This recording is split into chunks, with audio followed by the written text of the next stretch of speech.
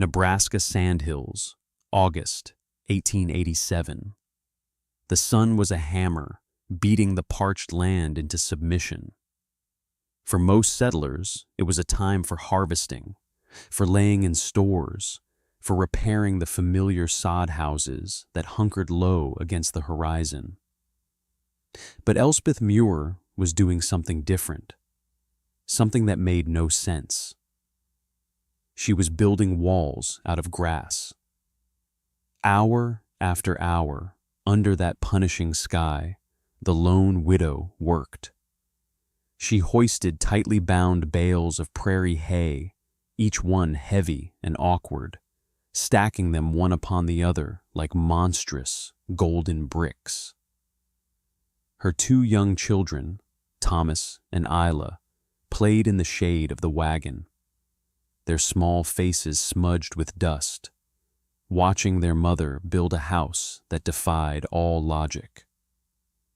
The other homesteaders, riding past on their way to the river, would slow their horses, stare for a long moment, and then ride on, shaking their heads.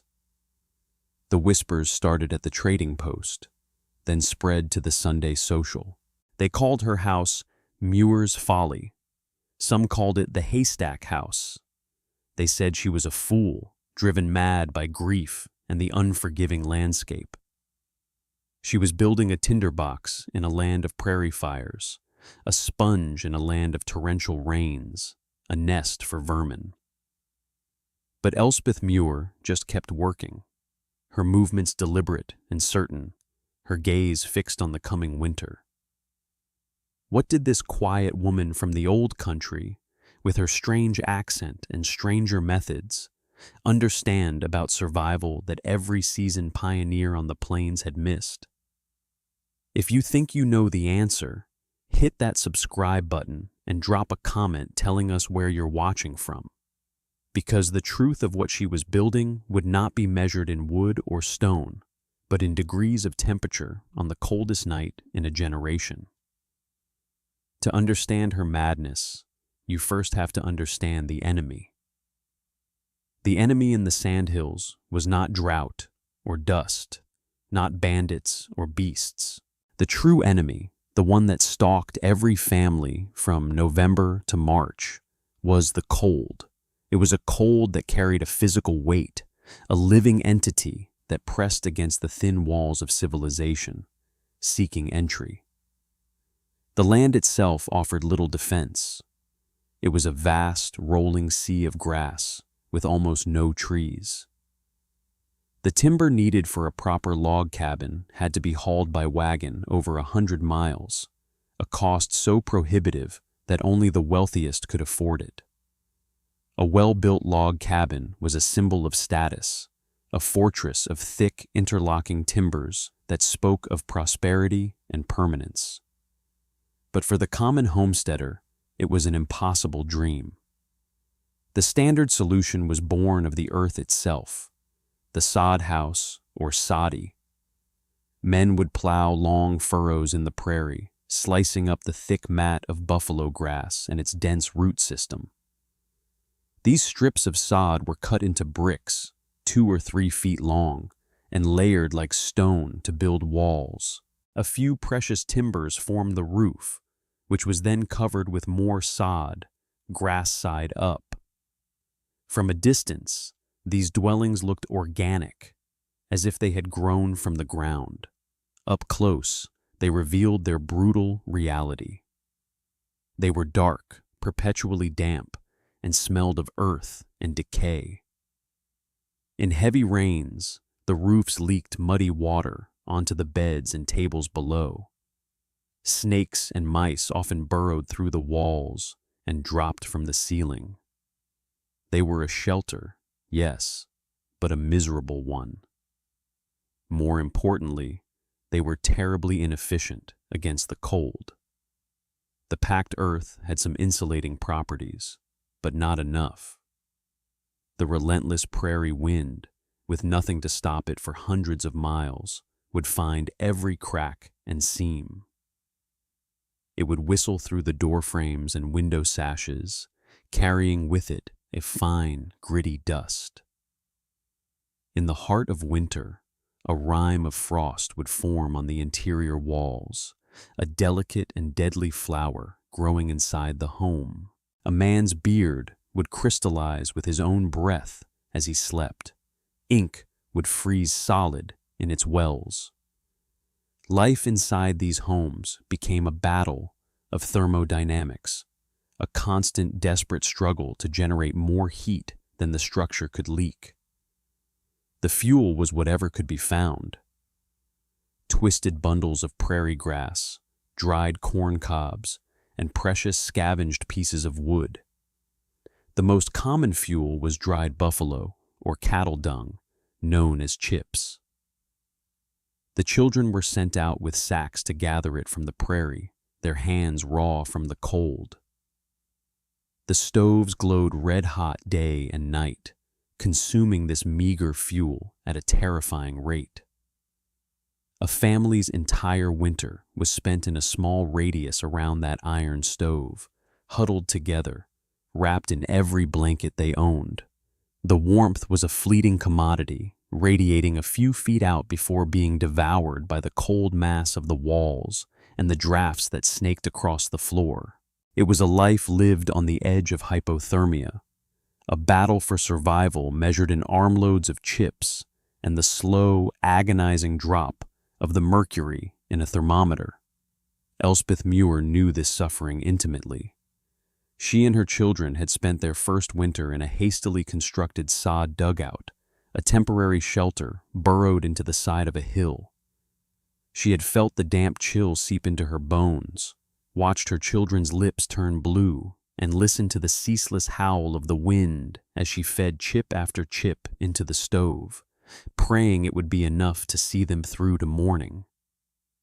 It was in that cold earthen tomb that the memory of another kind of home took root. She was not from this treeless expanse. She had grown up in the Scottish Highlands, a land of stone, wind, and rain.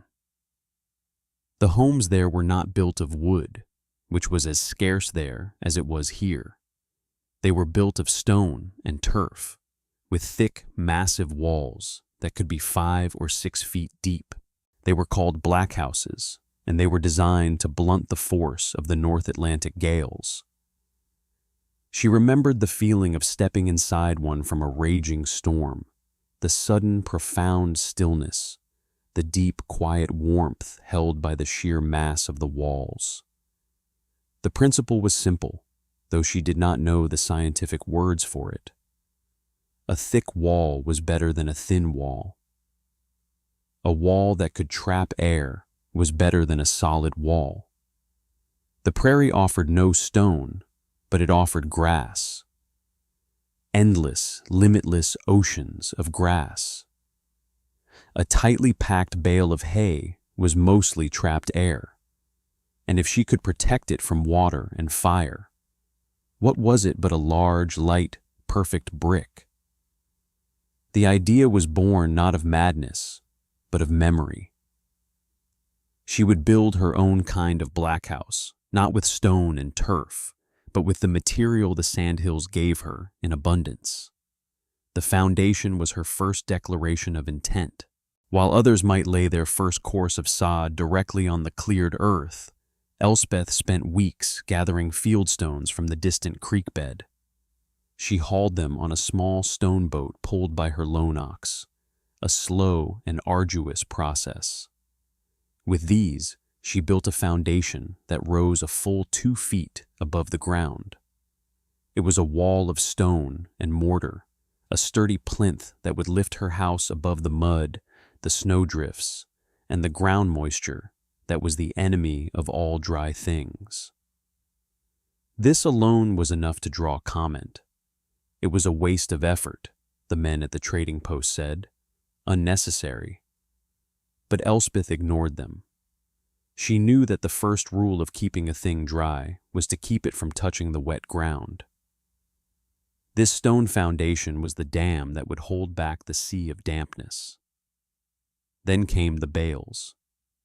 She had spent the late summer cutting and baling the rich prairie hay with a neighbor's horse-drawn baler, paying for its use with a share of the hay itself. She made sure each bale was compressed as tightly as the machine would allow, bound with 2 lengths of heavy wire. They were dense, solid, and surprisingly heavy. These were her building blocks. She began at the corners, carefully placing the first bales on her stone foundation. She laid them flat, like a mason laying bricks, staggering the joints between courses for strength. To tie the wall together, she sharpened long willow shoots into thick wooden pins, driving them down through one bale and deep into the one below it. The rhythmic thud of her wooden mallet echoed across her small plot of land, a lonely and determined sound.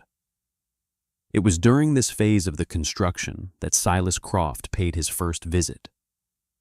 Silas was the closest thing the settlement had to a master builder.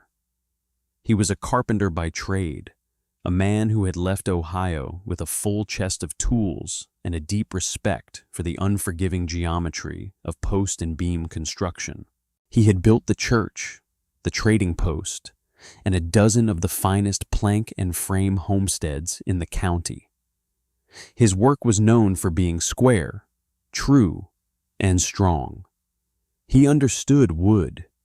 He understood its strengths and its weaknesses. He did not understand what he was seeing on Elspeth Muir's land.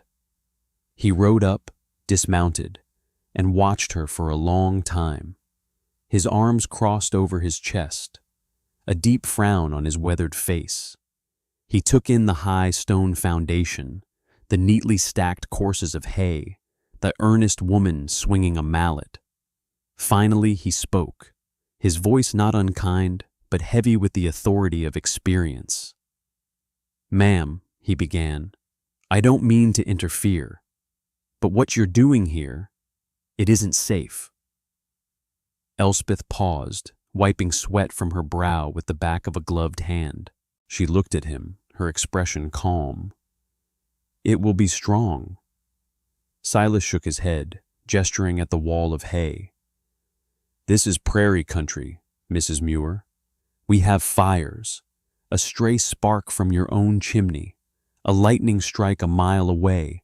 This place will go up like a torch. You're building a funeral pyre for yourself and those children." "It will be covered," she replied simply, her voice carrying a faint Scottish burr. "It will not burn." Silas was unconvinced. He stepped closer, running a hand over the rough texture of a bale. "And the damp? The winter snows will pile up against this. The spring rains will soak it. It will draw moisture from the air itself. That hay will get wet. It will start to rot, and the whole wall will slump. It'll be a pile of moldy compost by next year. You'll be breathing that in all winter. It's not healthy." His objections were practical, logical, and born of a deep understanding of conventional building materials. They were the exact concerns any competent builder would have. He saw a wall made of dried grass and correctly identified its vulnerabilities: fire and water. "The roof will be wide," Elspeth said, her patience unwavering. "And the walls will have a skin." Silas sighed, a deep, frustrated sound. He saw a stubborn woman, a grieving widow perhaps, clinging to some foolish old-world notion that had no place here. He saw a disaster in the making, and he felt a duty to prevent it. "Mrs. Muir," he said, his tone pleading now, "let me help you. I can get you some lumber on credit. We can put up a proper frame house, something that will last, something safe." "This will be safe," she said, "and it will be warm."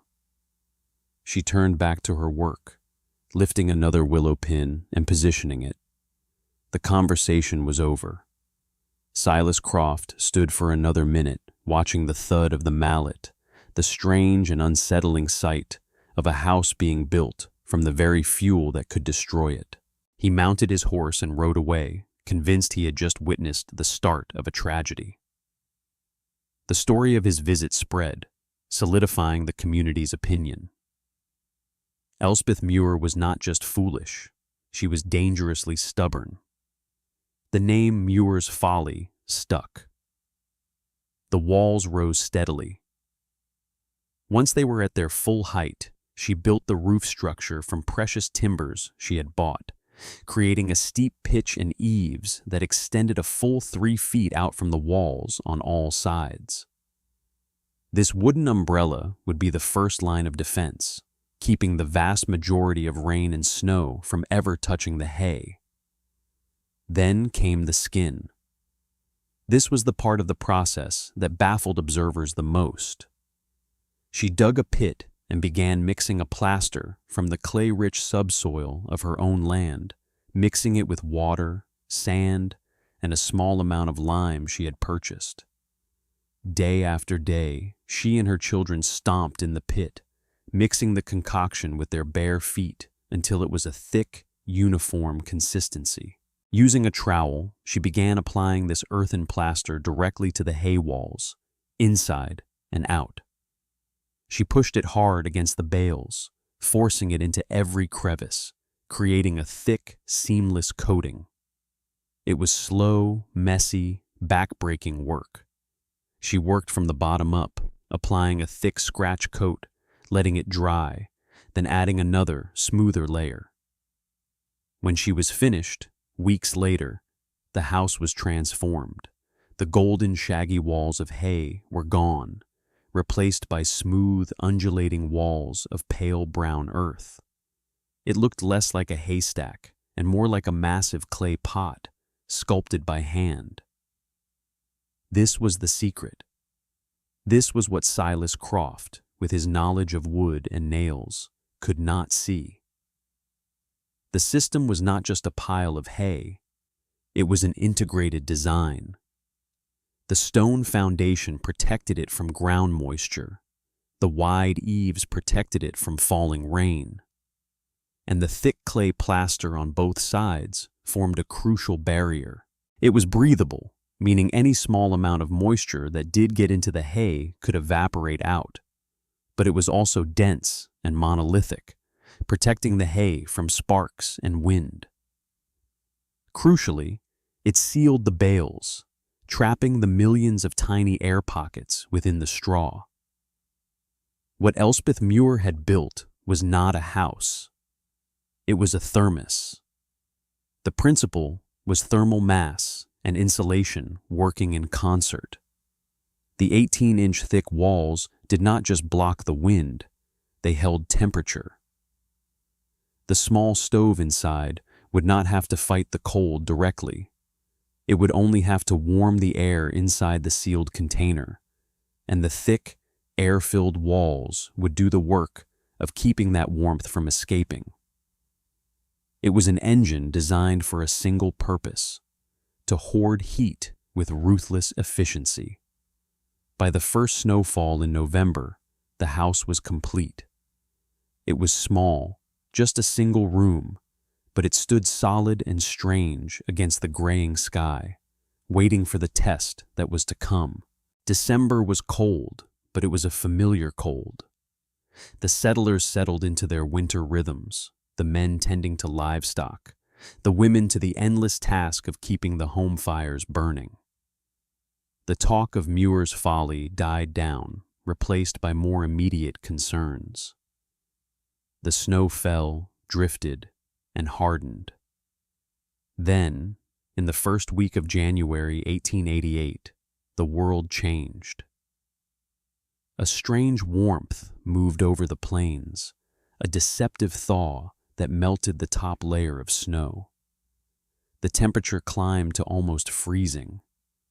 People remarked on the strange, unsettling stillness in the air.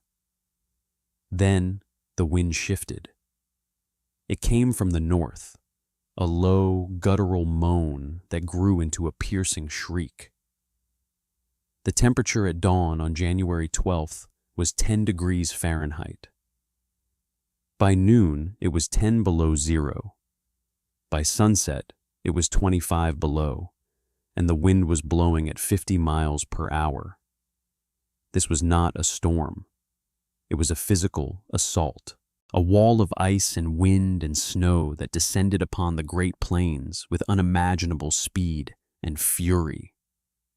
Later, it would be called the schoolchildren's blizzard, for the many children caught walking home from school during the sudden, catastrophic change in weather.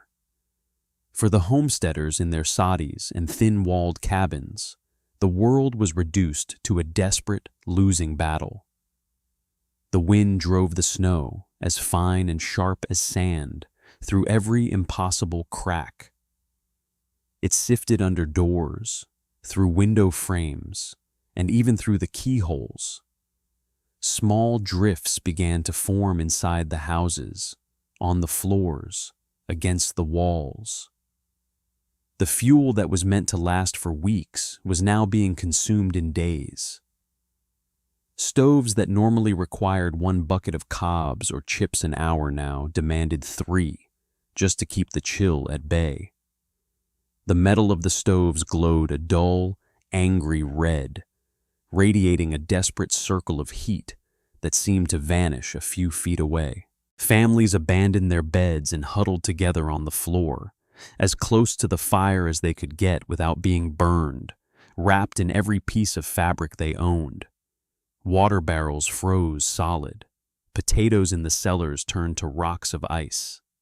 Livestock left in barns that were not perfectly sealed froze to death where they stood. The suffering was immense and universal. This was the great test, the impartial judge that stripped away all theory and opinion, leaving only the brutal, physical truth. In his own cabin, the one he had built with his own skilled hands, Silas Croft was fighting. His house was a good one, made of milled planks with tar paper sheathing. The best a man could build in this country. But it was failing.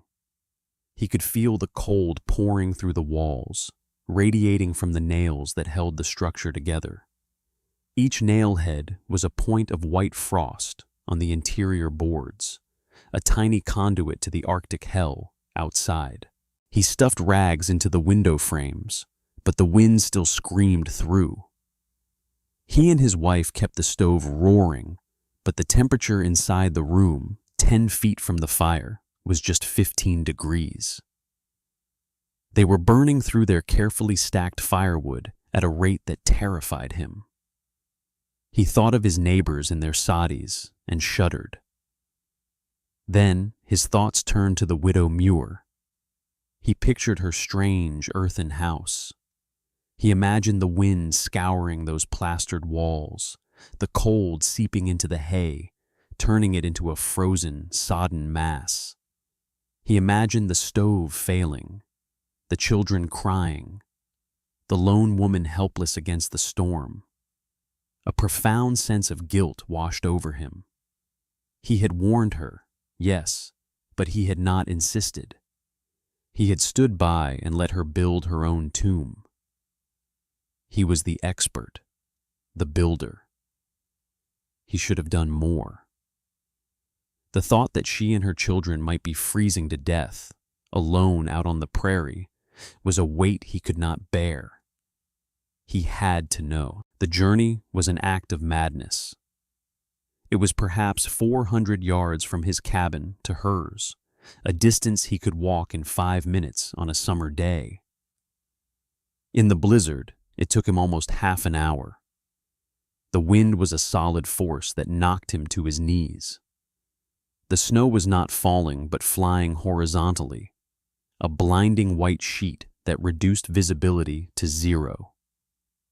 He navigated by memory and instinct, his face covered in a thick woolen scarf that was quickly coated in a shell of ice from his own breath.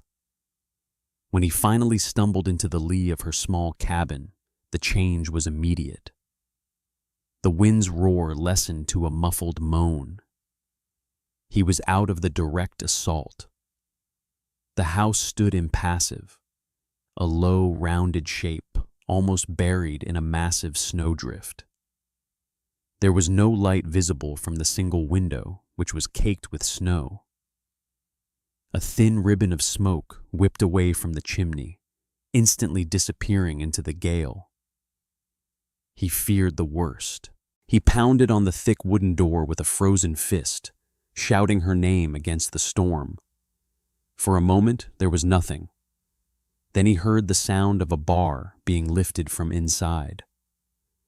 The door swung open, and Silas Croft was hit by a physical wave of warmth. It was not the scorching, dry heat of an overworked stove. It was a deep, gentle, humid warmth that smelled of baking bread and clean linens and life. It washed over his frozen face, melting the ice in his beard.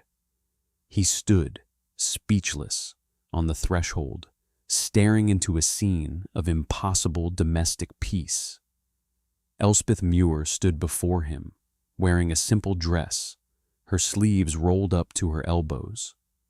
Her hair was tied back, and there was a dusting of flour on her cheek. Beyond her, in the warm, steady light of a kerosene lamp, her 2 children were playing on the wooden floor. They were barefoot, in the middle of the worst blizzard in living memory. Silas stumbled inside, pulling the heavy door shut behind him, sealing out the storm. The roar of the wind vanished, replaced by an almost shocking silence. The air was calm. He looked around the single room, his mind struggling to process the information his senses were delivering. There was no frost on the walls. There was no frost on the nail heads of the roof timbers. A pot of something simmered on the stove, which was not glowing red, but radiating a steady, comfortable heat. A loaf of bread was cooling on a rack. This was not survival. This was comfort. This was normalcy in the face of an Arctic apocalypse. Stay right here. Do not go anywhere. Because the moment the respected builder, the man who knew everything, started to ask his questions, the numbers he was about to hear would not just vindicate a foolish idea. They would rewrite the rules of survival on the prairie. Hit that like button right now if you feel the tide starting to turn for our quiet innovator. Silas slowly unwrapped the scarf from his face, his movements stiff with cold and disbelief. He was an expert, a man who understood structures, who knew how a house behaved in the winter. What he was seeing was a violation of the laws of physics as he knew them. How was the only word he could manage. Elspeth simply gestured to the walls. They hold the warmth, she said. He walked over to the north wall, the one taking the full, unrelenting brunt of the blizzard. In his own cabin, that wall was an ice sheet. He tentatively reached out and placed his bare hand flat against the smooth clay plaster. He braced for the biting cold he knew should be there. But there was no cold. The wall was not warm, not like the stove. It was neutral. It felt like an interior wall in a house on a mild spring day. It had no temperature. It was simply there. It was not stealing his body heat. He pressed his ear against it. He could hear a faint, muffled whisper of the gale outside. A distant irrelevance. It was as if the storm was happening in another country. He turned his attention to the fire. It was a small cast-iron stove, no larger than his own. But the fire within was banked low, a bed of gently glowing coals. It was ticking over, not roaring. It was maintaining, not fighting. "Your fuel," he said, his voice raspy. "You must be burning through it." Elspeth pointed to a wooden box in the corner. It was half full of cottonwood logs. Silas stared at it. It was a modest amount, what he might burn in a single afternoon of normal cold. It was not nearly enough for this kind of weather. "Is that all you have?" he asked, a note of panic in his voice, still assuming a hidden crisis. "Oh no," she said calmly. "That is the wood for the next 2 days. I brought it in before the storm." The numbers began to churn in Silas Croft's practical, mathematical mind. He knew, with absolute certainty, how much fuel his own house consumed per hour to stay just above freezing. He looked at her small, calm fire, at her small wood box, and at the impossible warmth of the room. The calculation was simple and devastating. She was achieving a temperature of nearly 70 degrees using less than a quarter of the fuel he was using to barely keep his family from freezing. The numbers were not just facts. They were a verdict. They were an indictment of everything he thought he knew, of every house he had ever built, of every piece of advice he had ever given. He looked for one final piece of data, the one that would confirm the absurdity. He saw a small brass case thermometer hanging from a nail on the wall, far from the stove. He walked over to it. He had to squint to read the fine markings in the lamplight. The mercury stood unwavering, clear, and precise. 68 degrees. He let out a breath he didn't realize he had been holding. It did not mist in the air. He turned from the thermometer and looked at Elspeth Muir. He looked at her children, safe and warm, playing on the floor. He saw the truth, not as an idea, but as a living, breathing reality.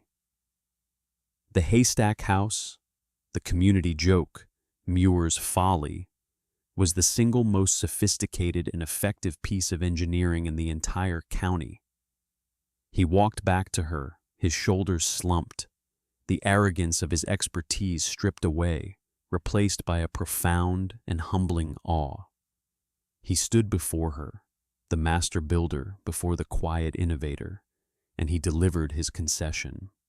It was not offered with excuses or qualifications. It was a simple, direct statement of fact. "Mrs. Muir," he said, and his voice was thick with emotion, "I was wrong. I was completely and utterly wrong. This house, it is a marvel." He paused, then asked the question that marked his complete conversion from skeptic to student. "You must show me how. You must teach me." When the great blizzard finally broke 3 days later, it left behind a world of white silence and devastation. The stories that emerged were grim. Families who had run out of fuel, lives lost. The community was scarred and humbled. But another story began to circulate as well, a story that defied belief. It was the story of Silas Croft's journey through the storm and what he had found.